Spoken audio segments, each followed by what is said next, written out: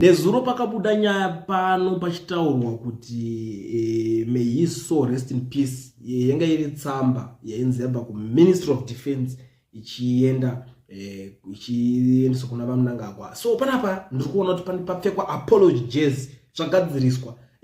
Vapapata vanzi may his soul rest in peace zvatochinja. Pazogadziriswa pakanzi aiwa makorokota amhlope congratulations apology jazz. Ndiri kuona Nick Mangwana an apology at this point would have gone a long way.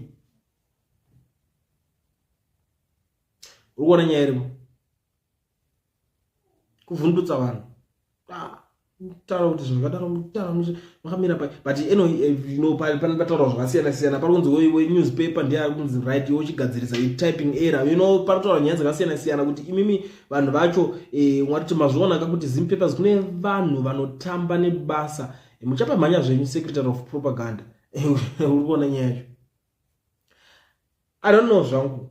I can't judge them. Kushanda kwagara kunorwadza, kushanda kwagara kunonetsa. I can't judge them kuti vari kutamba nebasa. But what I know, ndakambonzwa zvichinzi masalaries akadimburwa nepakati, kuslashwa nepakati chap. I don't know kuti kana chachinyasori chokwadi chaizvo kana kuti chipo. Iyo kona basa rakudimburwa salary nepakati kutongonza amwana tachida todimbura kuti imimi vanhu vacho hafu vanhu mubve pana but takutongeta mungofana kungorarama. Even though vachiona kuti propaganda dzavo hadzina zvaziri benefita vanongodya mari taxpayers vakangoti ngati dzikise mbijana.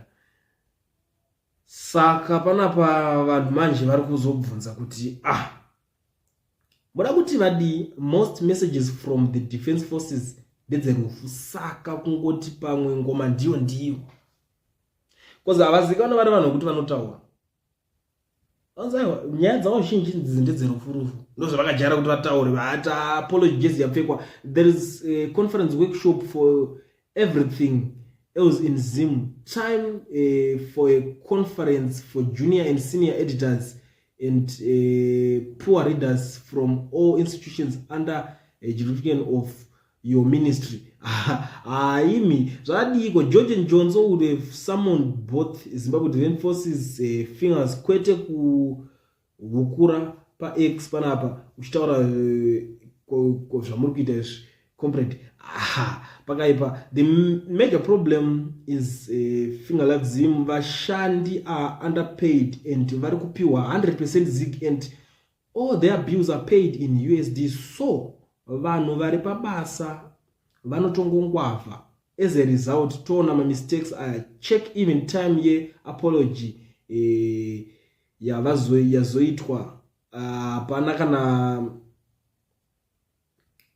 nguwa kana matanho ari kutorwa nema-empire. Hambudzi zvakazungirwa but tingati iside hustle rekutaura zvisina basa zvekuti munhu it's just that zvavataura these guys zvafadza maZimbabweans. That's the honest truth. Zvinhu zvakavakataura vachiti may his soul rest in peace zvakafadza maZimbabweans zvisingaite. maZimbabweans they were actually happy. Wow, tine vanhu vari kufunga zvatiri kufunga. I don't know kuti vasvika sei mupfungwa dzedu. Ndo nyaya yakangoitika. Saka zvimwe zvese zvavakuzotaurika kuti dai mazoenda manovachikidzira fair we don't know chinenge chaitika. Kuti vanenge vazosangana nani ikoko kwavanenge vaenda. But chandingoziva chongoti pari kupisa, pane zvaitika, pane zvataurika. But vakumbira yachinjwa guys. Nyaya yange kunzi his soul rest in peace zvekushuvira narufu munhu achiri mupenyu zvachinjwa. Ndo payave nyaya yacho iko zvinezvi. Handisikuziva kuti imimi makatarisawo noo nenyaya iyi munoiona sei. Ndingodarika nepanapa it's an update kungozivisana kuti vanhu vaya zvazoita sei zvazochinjwa.